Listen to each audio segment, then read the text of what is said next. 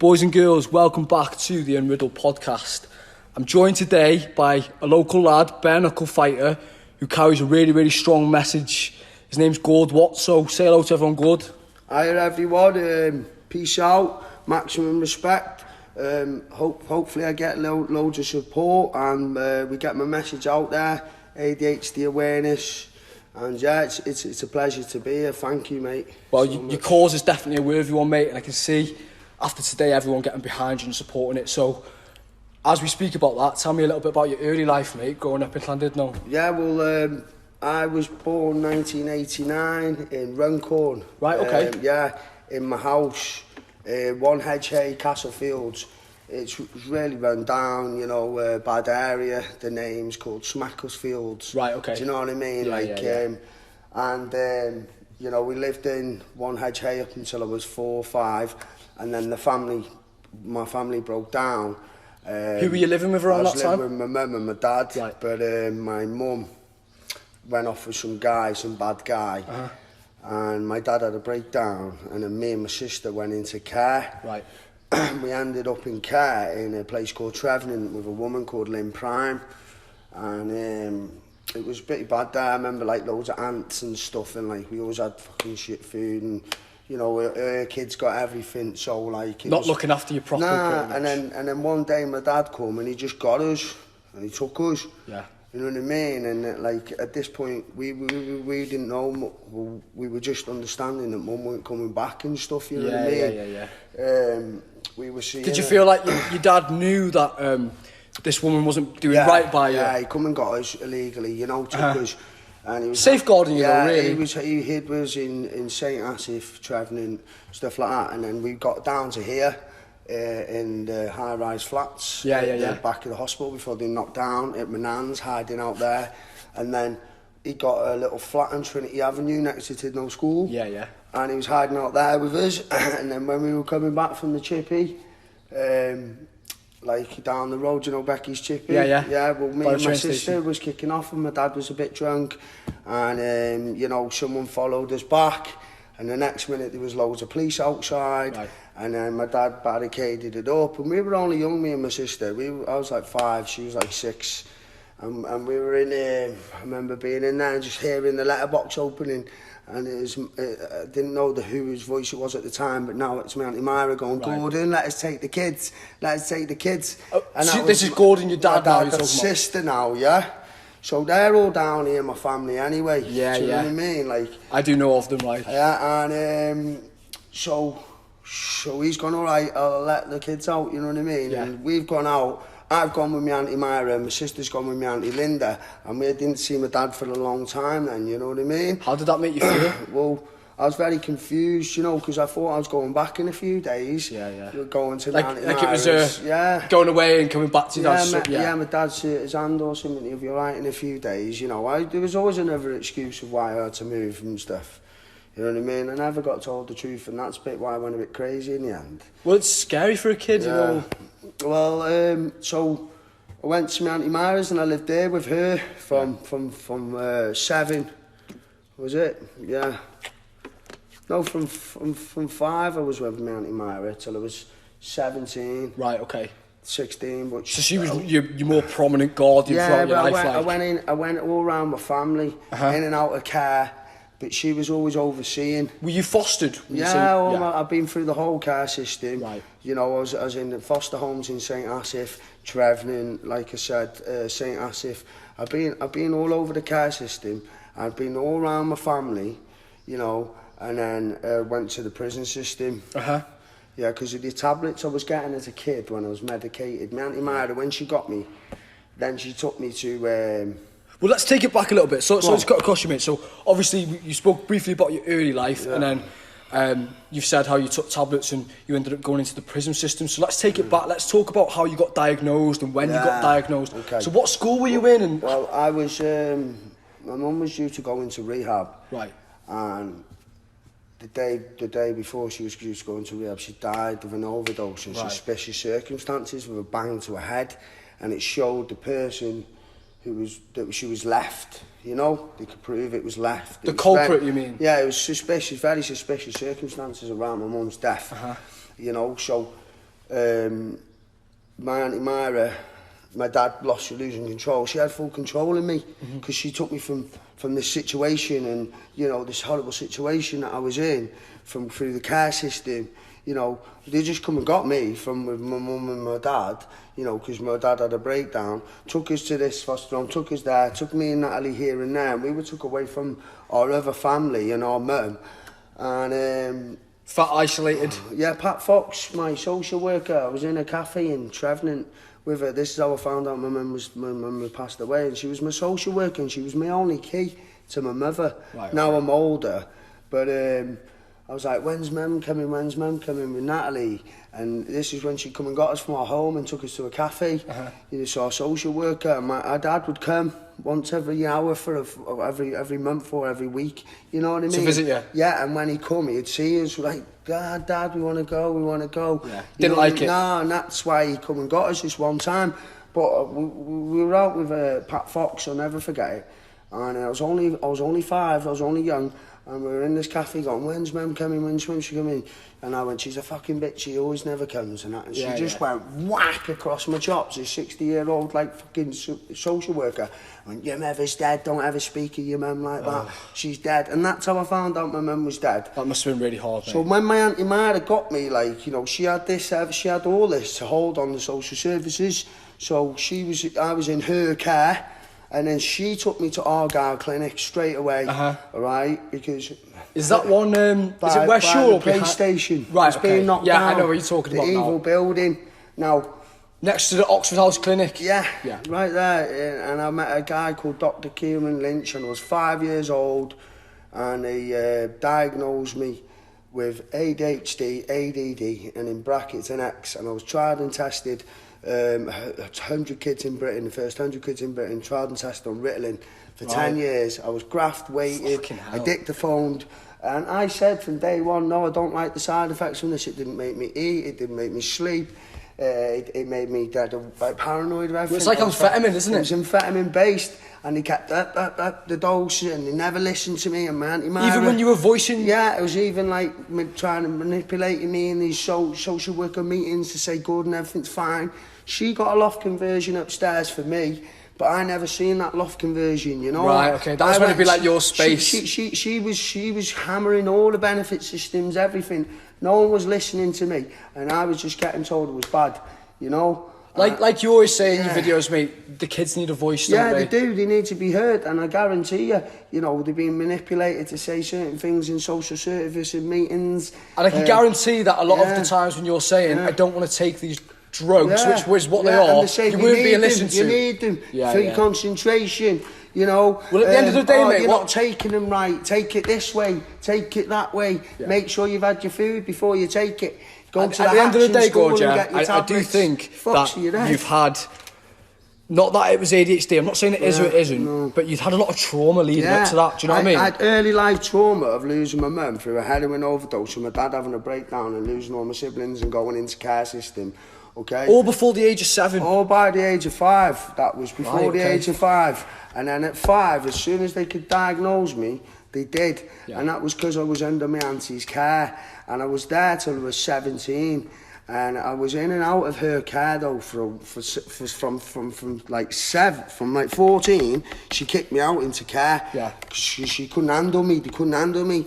I was saying. Was it like when you needed a place to go, you would go back to she kicked me out, and then I went back into care. Right. But then the care system couldn't handle me because I kept robbing the like social workers. I mean the foster carers. And getting all the clothing money and all the fucking grants or whatever money they had in their bedroom. I'd rob it and come back home, and I'd see my dad, and he'd be off the time, be drunk or something. You know what I mean? And he'd say, "You got to go back, son. You know what I mean? You got to give it back." You know what I mean? And you know, and he knew these tablets weren't right for me. He would never make me take my tablets. You know, if you didn't want them, he wouldn't force you. No, would he fuck? And it'd always be my Auntie Myra chasing up if I've had my tablets. You know what I mean? Coming round to me when they kicked me out of care. My nan said I'll have him. And my Auntie Myra would be round every other day to come to my nan's to make sure I've had my tablets and that. My nan never enforced it. Making sure you were dosed up. And she was always in control of everything to do with that. Right.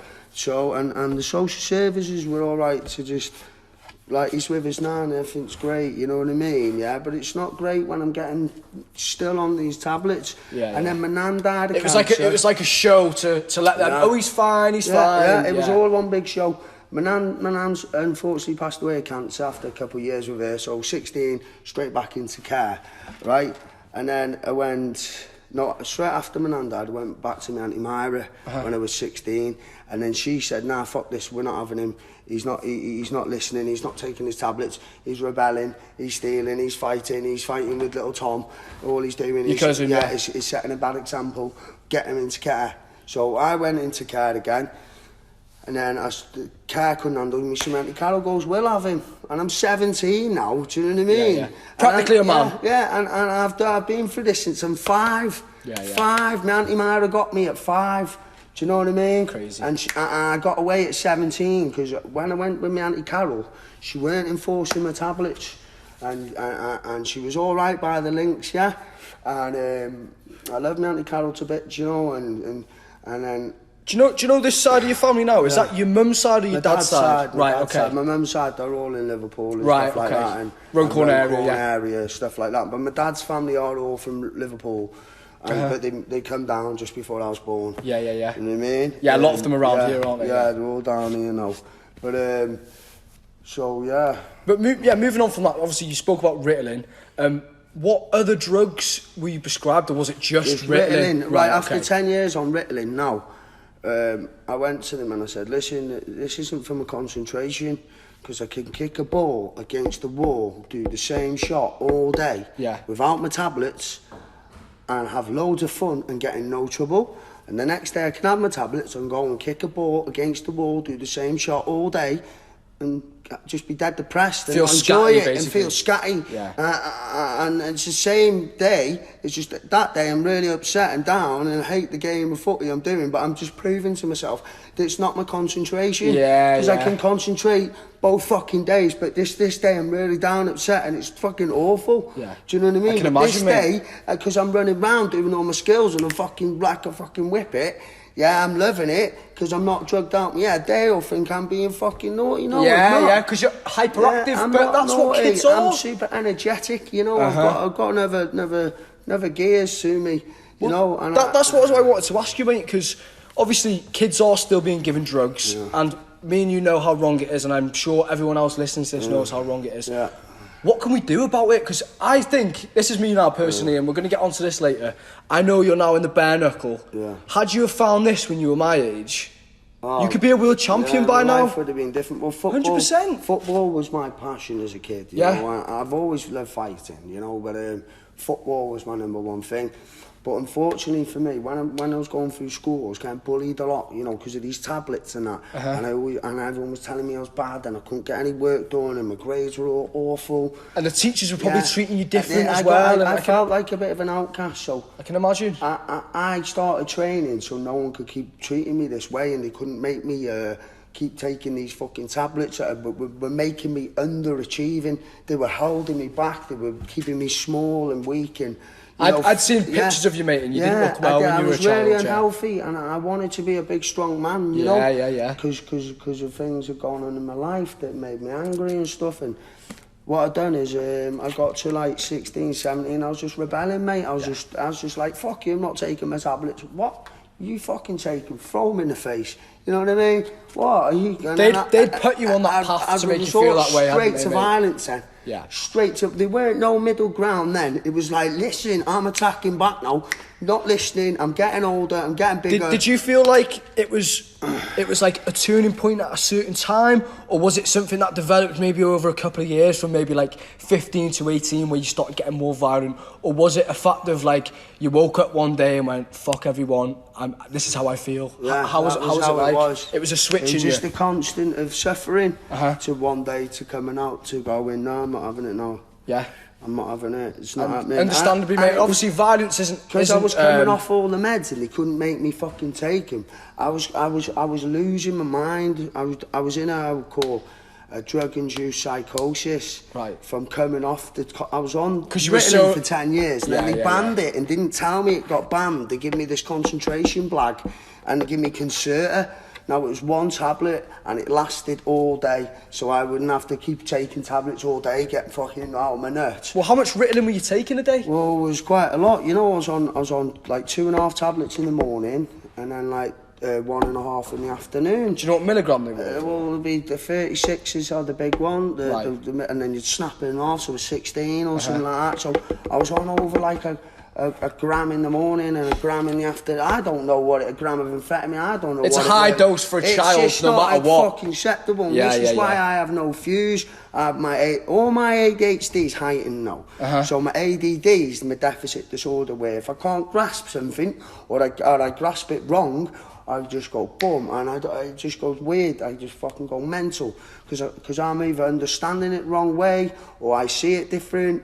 And it's just, my brain tells me something different, and it's not good, so I fucking get really frustrated, angry, and resort straight to violence, or lashing out, or lashing inwards, But now, I've got control of my ADD, I'm a different character, and I've come through the hardship, and this is why I've gone into bare knuckle now, because I can control my emotions at the... It's your outlet, isn't it? Yeah, in a fighting scenario, it's nothing, I'm calm. These kids need me, they need my voice. I put my foot forward, I've done all my suffering. You're a living example. Yeah. You're the living example. I'm lucky because I've got to do this for them. There might not be no one who comes through from all that abuse. I don't know who's had the amount of tablet abuse I had, but I know. I tell you what, mate, 12 years of drug abuse. Yeah, it was a long time, mate. It was a heavy ordeal, and that was my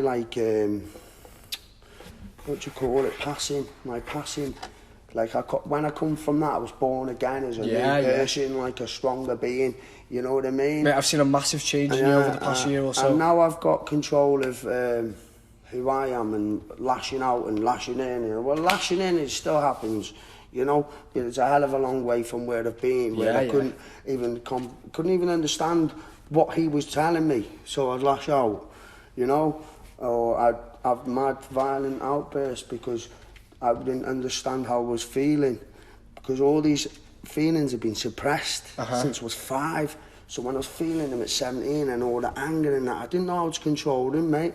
I was going out fighting, stealing, robbing, and I was a menace to society, and that's what I did a lot of time for: stealing, fighting, battering people. You know what I mean? So let's move on to that then. So obviously you spoke about now. What was the first time you went to jail? What was that like, and when was it?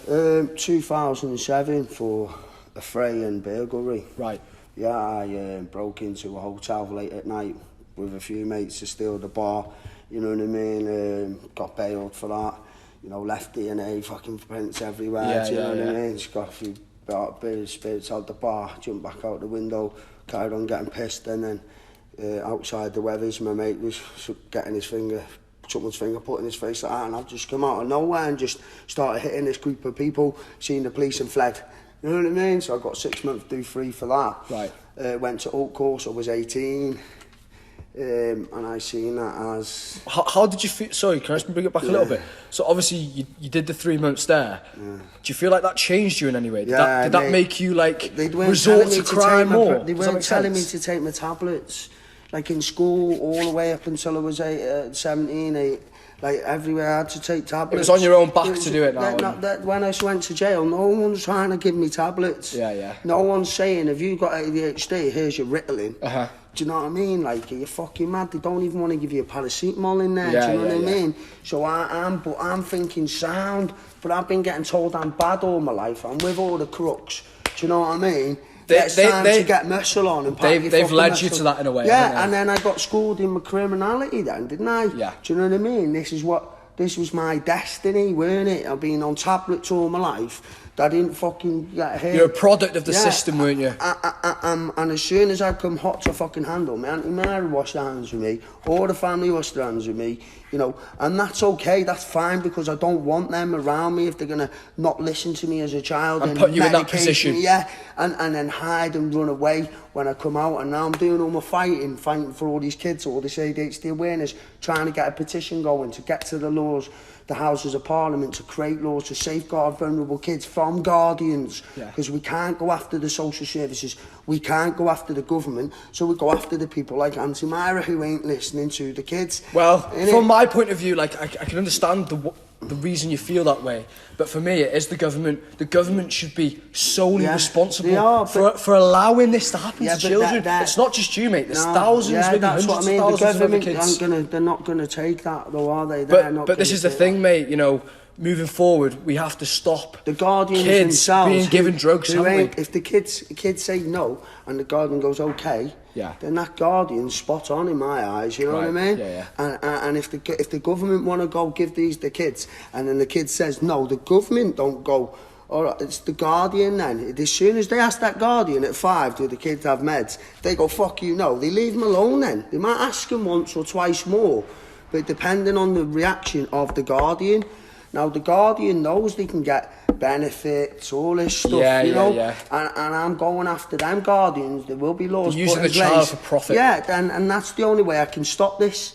Not through the government, because they're not going to do it. Not through the social services. They can work with me in conjunction to taking down the guardians. But do you think they want that, though? Because at the end of the day, Gord, we will want it if we get enough names down. Listen to this. Hopefully. So this would be my point of view, really. So on one hand, we have children such as yourself who've been taking drugs. But if we could have put you in a situation where you had an avenue from a young age of, I know obviously you like football, but if someone put you in boxing, you know, a competitive sport. My time productively. Your energy, that's what it is, mate. Because like you say, you were hyperactive, weren't you? Well, they say I was hyperactive. I just think that if my energy was used up correctly, or I had a loving parent, you know, they would have seen it in another way. Like, he's got great endurance. He never runs out of energy. You know what? I love football. That's where I should have been pushed in. Football all day. Go out, play football. You know what I mean? Work on your skills. Work on your crosses. Be a team player. You know what I mean? And I could have gone somewhere with football. I do believe I could have made Championship, League One. You know, I could have had a good life, and I enjoy it. It's not about the money. It's about my love for the sport. I love sports. I'm a competitive man. I like to win. I don't care for fail as long as I can learn, and then the next time I have a go at winning. Win or learn, isn't it? Win or learn. That's it. And to be honest, I know you say like you like the whole aspect of football and the team player kind of thing, but I do think obviously BKB and combat sports is a individual sport. I think it suits you a lot more because it seems to me that you've had not much, if not any support growing up and in your young life. So in this kind of sport, you do everything on your own back. It's up to you to wake up in the morning and do this. It's up to you to eat the right foods. It's up to you to say, I'm fighting this. Do you know what I'm saying? So like I do think it's perfect for you, really. I used to perform to a high level of playing football, and I'd be on amphetamines. I hadn't eaten and I hadn't slept right for days or weeks or years, you know, and I used to get that football, and that was my escape. You know what I mean? And I've tried transferring my foot speed to my hand speed for when I'm fighting, and my reactions and my turn of pace and all that into my fighting. So I apply myself in this manner because it's going to benefit me and my life, and it's what I want to do. It's my passion. So if I do this to a high rate that stands out from everyone else, that's not hyperactivity. I'm fast. I pick up things fast. I grasp that fast. Put me in front of a computer and ask me to do something in front of a tech kid, and he'll smoke me. He'll wipe the floor me. But you know, that kid's not going to get load of meds because he's calm. He's just clicking. You know what I mean? He's obedient. It's all about the care and the love for the kid. Really, the care that's given, and it needs to be higher. The standard needs to be higher. The kid says no, that's it. They need more of a voice, don't they? And I'm 100%. Here, bare knuckle, fighting, not going to stop until I've got enough names on a petition to safeguard these kids. So that's what we're going to get into next. So obviously we are looking at starting a petition to outlaw these drugs that are being given to children.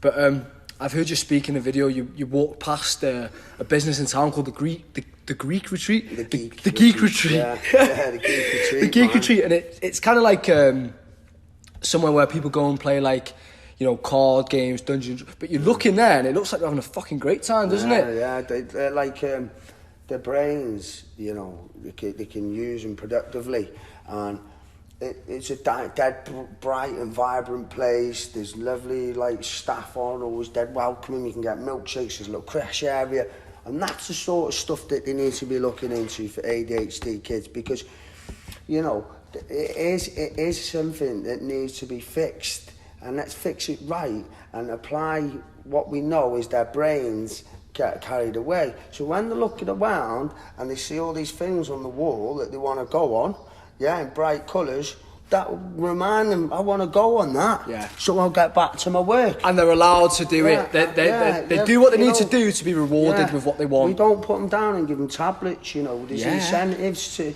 success, you know, and that's what I want. I don't want them just shut up and suppressed in the corner. And the Geek Retreat was more than happy to test this out. But, you know, there's got to be real official top people, you know, who enroll this across the country. You know, this isn't my doing. Mine's just to protect them. I want to protect the vulnerable kids. I don't know how to solve it, but I will be there to help it. But if we can get our ideas out like this... My life's journey is ADHD. You know, the first step is the safeguarding. The second step will be the treatment. You know what I mean? Definitely. The third step will be, you know... Other avenues, what we can do next. Yeah, how I can leave it in the capable hands of someone else who knows, you know. And that'll be my rewards, you know. I don't want money. I will have success in the bare knuckle ring. That's without a shadow of a doubt. You know, and that'll be my glory. And you deserve it, mate. Yeah. So obviously we just briefly went into it then, and I'm sure we'll fall back to other things that we've already brought up about, but now we're on it, bare knuckle. So you had your first fight against a lad called Jack Burnett. He was obviously a lot heavier than you. He was about a stone heavier, was he? Yeah, he was coming down from 12 something, and he come in at like 11.7. Right, okay. I come in 10.5. And what do you normally walk around at, or what were you walking around at prior to that? Prior to it, I was 9.13. Fucking hell. I've been drinking a lot, sessing a lot, you know what I mean? Like, my dad not long died like 2 years ago, so in January, so... And that was kind of like, was that just after the last time you got out of jail? I know we're like going from thing to thing, but... 3 years ago, didn't I? I served like 10 and a half, 11 years in prison in the space of like 11 and a half or something. I did a long time away, all various robberies, burglaries, Section 20s, you know, violent offences, you know, and I went away, I'd done a long time, I come out, and I've been out 3 years, changed my whole life around, found this bare knuckle path where I can try and be a voice for the ADHD community, and I've got my brain sorted so I can help others. And I have to work on myself every day, and if I help others, that's what I intend to do, and that's wonderful. But, you know, I can't like get ahead of myself, you know. I've got to focus on myself every day, be the best me, and then I can help all these others. 100%, mate. You have to find yourself and look after yourself before you can help others. I truly believe that. But obviously with the message that you're carrying, it's an effect of what you're doing, isn't it? So like, the more you progress with your bare knuckle, with your bare knuckle career, the more eyes you're going to have on your message, the more people are going to hear about this, the more parents are going to turn around and be like, fuck, I'm not giving my kids them drugs. Do you know what I'm saying? Like, I'm walking proof now, like, you know, I was always under height, underweight, under fucking academically, under fucking confidently, you know.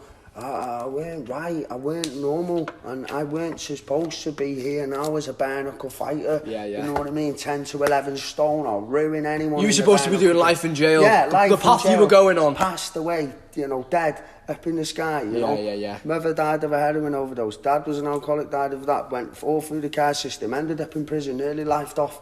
You know what I mean? Drugged up for 12 years. Everyone ripped me off, everyone fucked me off, That was what made me realise, listen, you know, you've got to fucking suck it up now, and I'm not the only one, so I need to get myself better so I can get this out there, and I've got myself better, and it's getting out there slowly now, and I appreciate it so much, I really do, mate. Well, this is what it's all about, mate, getting your message out there and promoting you, really, isn't it? So yeah, let's go back to the fight with Jack. Obviously he was a lot heavier than you going into it.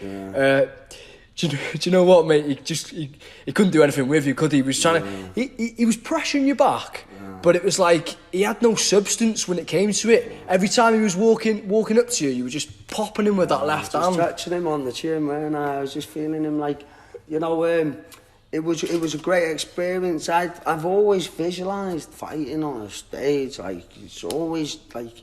And I got out, and I've always been taking over training, and I got it. It was what I dreamed. It was what I dreamed all my life. Like, it was like playing at the Anfield and scoring at the Cop.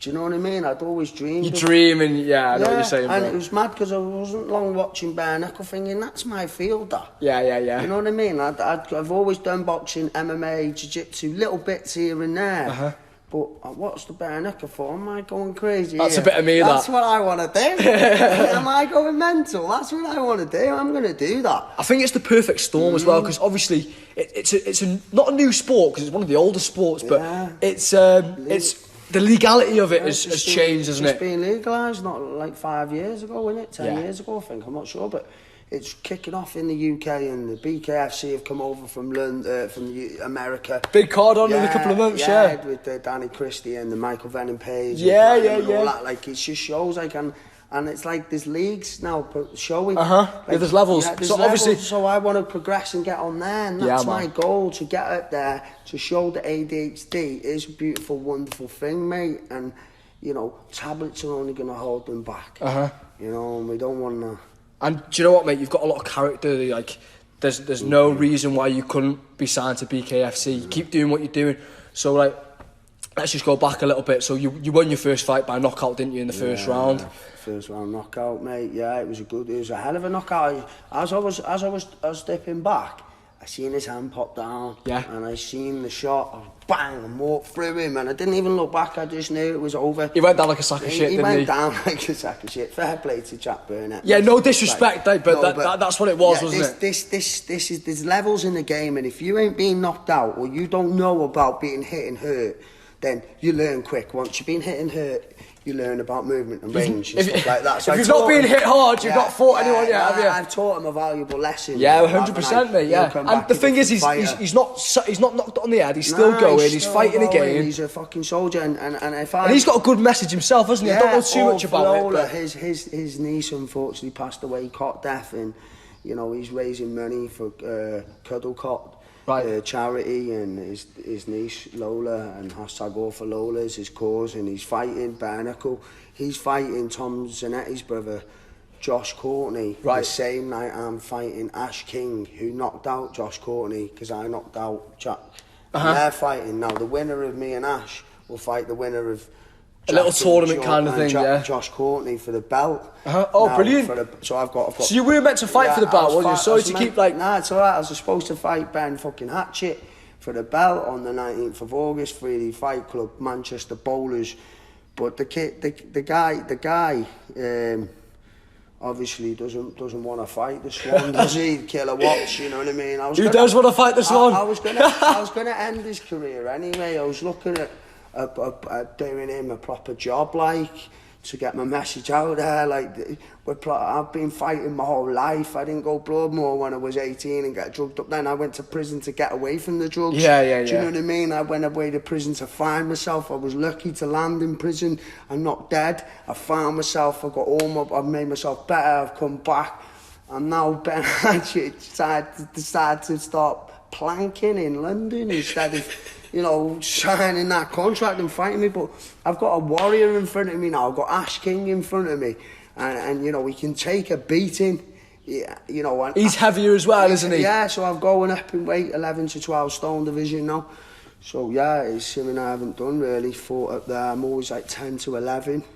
Shows the kind of character you are, though, mate. Because a lot of people push myself and get this title or want this belt, But there's weight classes for a reason. But I fought people that are a lot heavier than me as well, and it does bring you on. You know in your head that you can't make too many mistakes, don't you? Right, and I'm better operating at that level. I don't feel depleted. Nah, I don't. I find if my task doesn't like, can get me to, you know what I mean? It's got to not inspire me. It's got get you out of bed. Yeah, got to get me out of bed. I've got to be motivated from what I'm doing. Like the Ben Hatchett fight, it was getting my teeth into me. Mate, I was excited for it, to be honest, lad. So I couldn't wait. Everyone couldn't wait because I could just picture that belt. I'm bringing the belt home for everyone. But the fight after, I'll be bringing it home anyway. Do you know what I mean? Yeah, I do believe that, bro.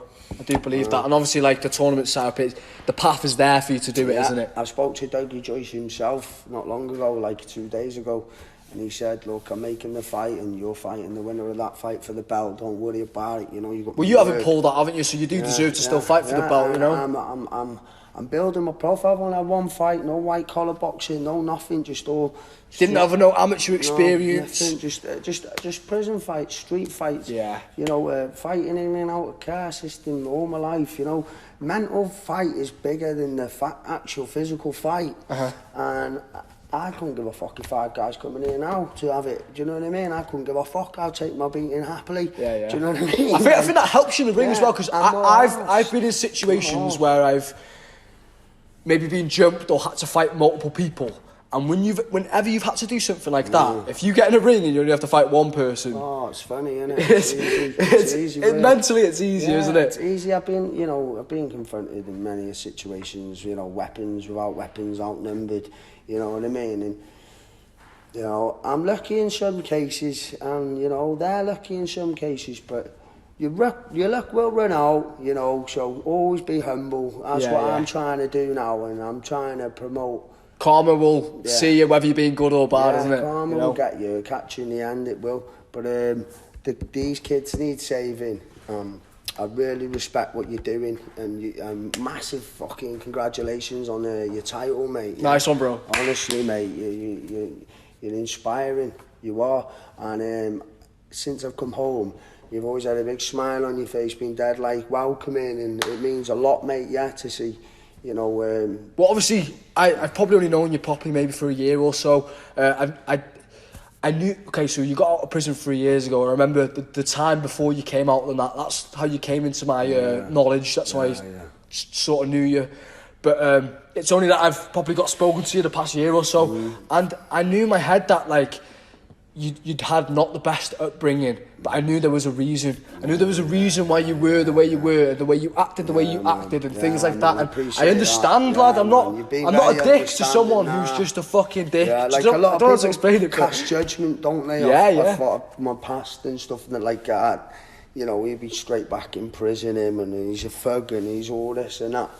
But yeah, they're entitled to the opinion. But like once in a while, you know, someone with a good judgment comes along like yourself, and you know they take upon themselves to help me with my message, and they're also fighting for their own battles, whatever they are. I don't know, but that's what I mean, mate. Who the fuck am I to judge anyone? I'm here for you, mate. You know, we've all got our story, mate, and I'll be making mine thing for my channel on you, and I can't wait. It's such a be an enjoyable thing for me to put my questions, and because it'll help me with what I've got to do, because I kind of watch what you do with your fighting. Like, if people want to succeed in the fight game, just watch him and his training and how much you're dedicated to it, and just try and replicate what you're doing, and they'll have success. Do you know what I mean? And that's what I'm trying to do. And yeah, man, it's been really good, mate. And the prison side of it, mate, it was a breather. It was a breather for me.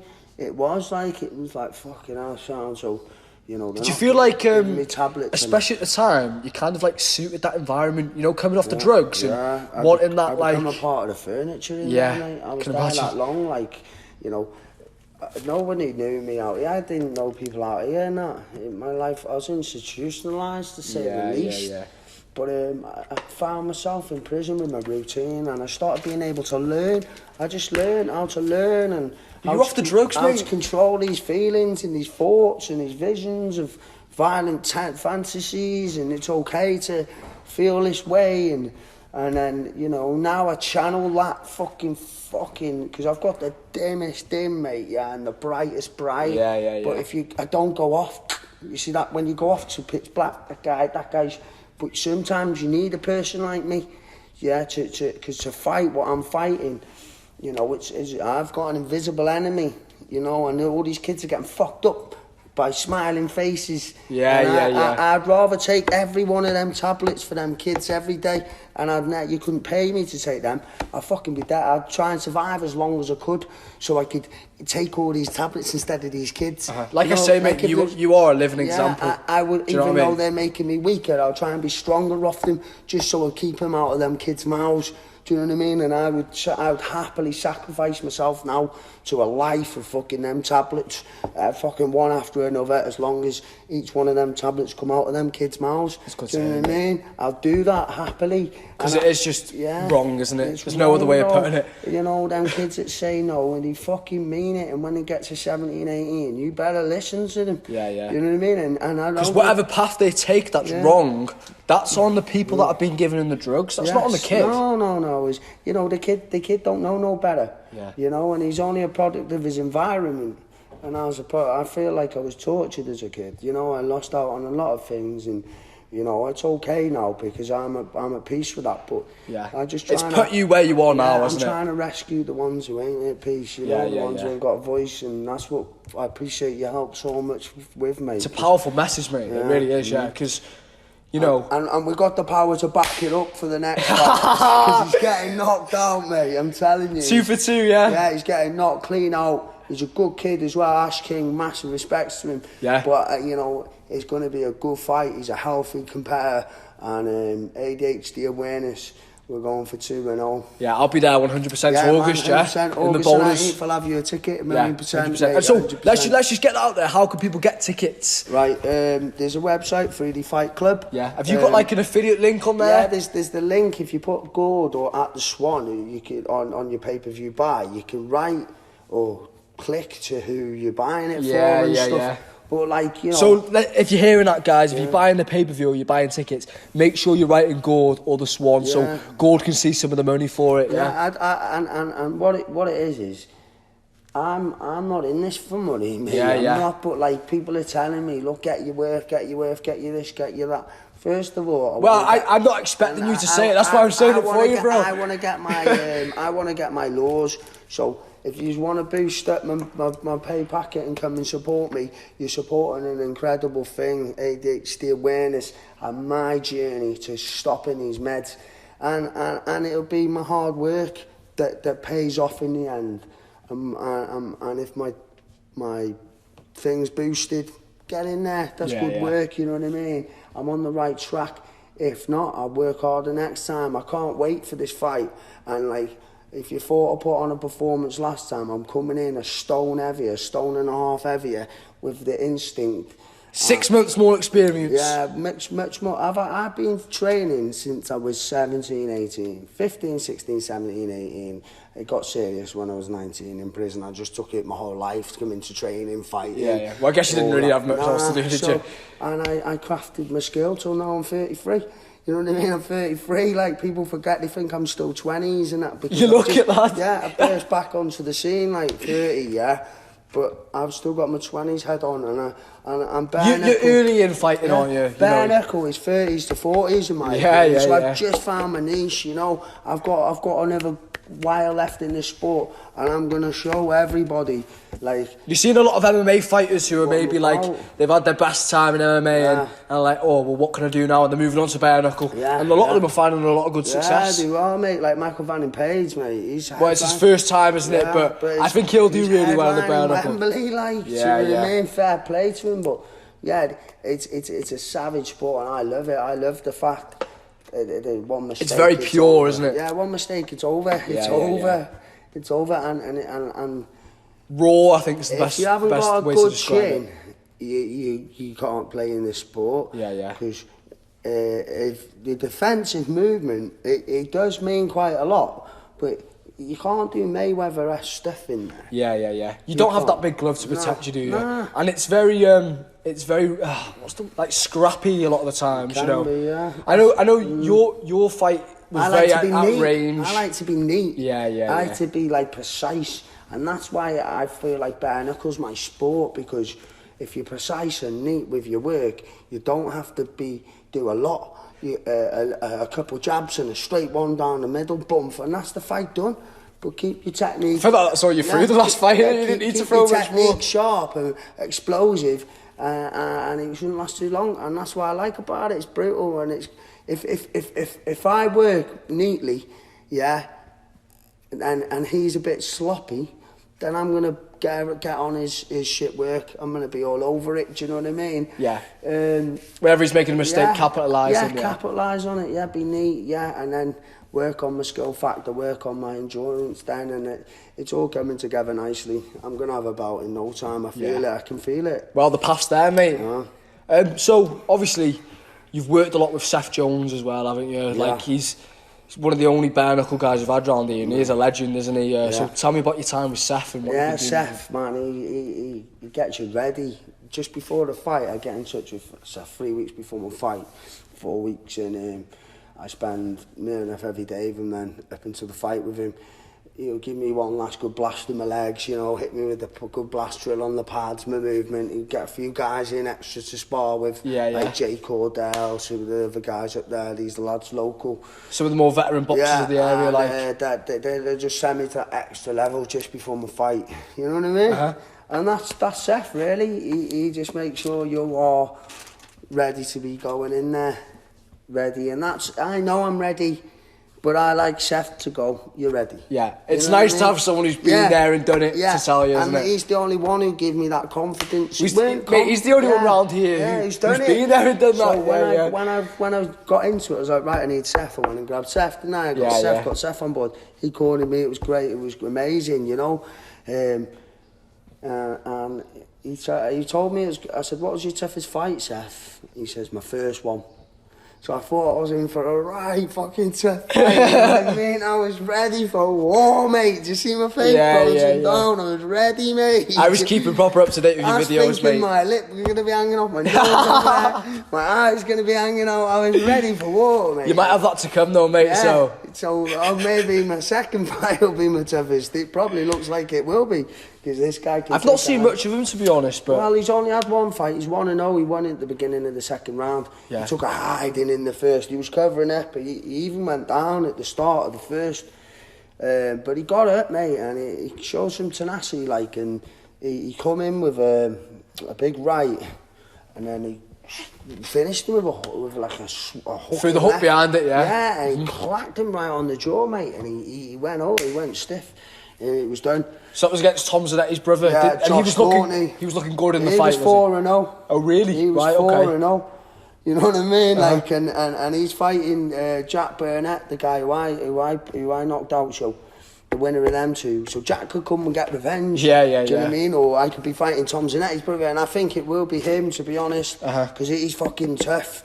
4-0 is. He's 4. He was. 4. It's a good record in Bare Knuckle. It's a good record, mate. Very good record. And you know, styles make fights, and he's got a very stiff. He's very powerful. Stiff, powerful. Not powerful, but if he worked on his power, boy, it could be a problem because he was throwing a lot of punches in bunches. Yeah, doing a lot of this, but none of it was effective. And the guy was covering up. Now, I'm confident with my power. I could dislodge his guard and put this guy to sleep. I'm fighting. But Josh Courtney, you know, I'd have to use a lot of movement with him, you know, because you are the smaller man, so I'm not going to get stuck in there with him. Yeah, well, there'll be no point, would there? No, and damage limitation. So I think Courtney could be my toughest fight. Yeah. But I'm not overseeing Ash, not at all. No. I've got next, so no should you? Yeah, and it's going to be exciting, and I can't wait, and it'll be great for your support there, mate. I'll have 1,000,000% with you there, mate. And there's talk of Seth being on the card as well, isn't there? I think there was. I'm not sure now if it's happening though, because it's under new management now. Right, okay. Yeah, that's Ziggy Zach Johnson's fighting. He called that American who called me out. Yeah. He's fighting one of my good friends, Stuart Anderson. I'm not familiar with him, but he's a good lad. He won first round knockout. It was a hell of a good fight. He's a good kid. I was bouncing about with him in the ring before the fight. Yeah, having a little warm up and that. Feel with the ring of him, and I could tell he's a killer. Yeah. You know, when he's fighting that American, there's 2 heavyweights, one from Brazil and one from America. Right, okay. One of them used to be in the UFC or something like that. Oh, really? Yeah, but... and this is all on 3D, yeah? Right, okay. The new management come in, haven't they? I'm not aware of it, to be honest, mate. Yeah, new management team come in, so it's not Dean Lynch making the fights no more, right, you know, it's someone else. I knew the Joyce is involved in it. Yeah, Dougie Joyce. Dougie's still the talent management who worked for Ben Hatchett. Right, okay. But, because the Ben Hatchett fight, me and him was off, they like pulled me from the card, you know what I mean? Really? Yeah, he was like, we're pulling you from the card, and I was like, this is fucking disgracious. But then Dougie phoned me up, he's like, I'm getting you on the card, and I was like, nice one, mate. She's like, this Swan fella. He knows, that you're going for the belt, you're going to win this belt. I was like, I'm going to win it, boss. And he's like, good. And Ash McGiffin, big respects to him. I respect Dean Lynch for giving me an opportunity. Yeah. That was your start, wasn't it? Yeah, he gave me my opportunity, and so did Dougie. He's carrying my message with me, and it means the world to me. And I've got my press conference the day before, so I'll be sure to do my best at that for everyone as well. Yeah, so you got a couple of months of training now, knuckle down and fucking... 2 months today it is. Is it 2 months today? Today, isn't it? Yeah, it is the 19th. Yeah, it is. It's the 19th, yeah. So it's 2 months today, the fight. I can't wait. Yeah, when's your next fight? 2 weeks. Yeah. Yeah. Where is it? In Liverpool. Yes, I'm coming. I will. You coming, yeah? I'm going to come to that, mate. I'll let you know, bro. I'll make sure I come to that. I will. I'll let you know. Support you on that. But I think we're going to wrap it up there, lads. Honestly, like, after your fight, we'll bring you back on so we can expand on what we spoke about. You know what I mean? I really want people to get behind this message, because I guarantee at least... Okay, so think of it like this. When you were in school, there was at least one person with ADHD in your class. Yeah. No matter what, there was at least one person, even if they weren't diagnosed. So this affects people everywhere. And kids are getting given drugs. They don't need drugs. Especially pharmaceutical drugs that are being man-made, that are fucking no good for you. Do you know what I mean? Yeah. Things like, you're seeing it though with, do you know, people have got like, what do they call it when you're fit? Epilepsy and things like that. And they've been giving cannabis oil. Yeah, do you know what I mean? That sound, that. Why aren't, like, I don't know, I'm not a doctor, but why don't we give kids CBD? This is just a question, I'm just asking. It's something to look into, but... or even just, like, any kind of herbal remedies, not man-made fucking drugs that are designed to make you go crazy. Do you know what I'm saying? Yeah, it's something like natural. Yeah. Like lettuce has a natural sedative in it, and it's a calmer.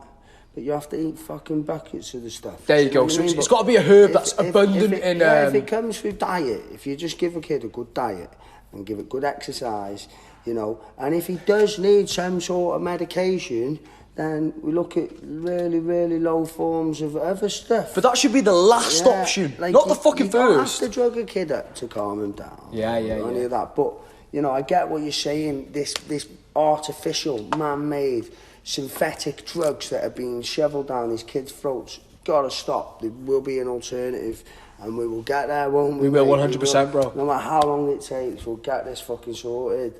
So yeah, like I say, we'll get Gord on after he's had his fight in August. If anyone wants to check out his journey or like all his videos, he's at the Swan on YouTube. Anything else you want to add, Gord? Just massive respects to having me on, and thank you to listening and supporting my journey, and you definitely got a friend for life with me, mate. Respect, brother. And I can't wait to support you on your upcoming fight. Nice one. And like I say, I want people, parents, children who suffer or have anything to do with ADHD to see this and take example. Do you know what I'm saying? Yeah, we've got to learn, haven't we? We've got to learn, bro. We don't lose, we learn. And like, if I can be a learning curve, because I've had many in my life, you know, I'll accept that, and I'll be grateful to be that guy who's had this, and we can all learn from it now, and it don't happen again. I do that proudly, you know. Well, you are in your own way becoming a role model. Thank do you know what I mean? Mate. Yeah, man. ADHD ambassador, that's the goal. There you go. Yeah, man.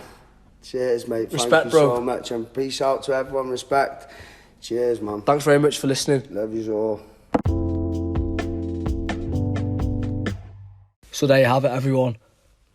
I was excited for everyone to hear what Gord has to say, because, you know, this is a strong example of you're never too late to follow your dreams.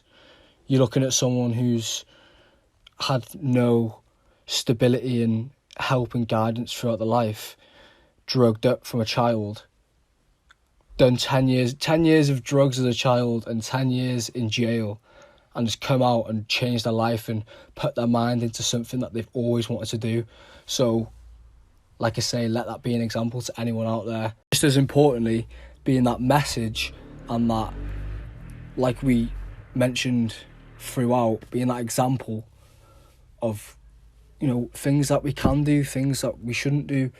And, you know, like I say, these kids don't have the opportunity to say, no, I don't want to do this, or like, can I do this? Like, it should be the older people who have had more experience in life, and you look at things and you go like, oh, well, I wish I'd have done that. Well, you let the kids do that, don't you?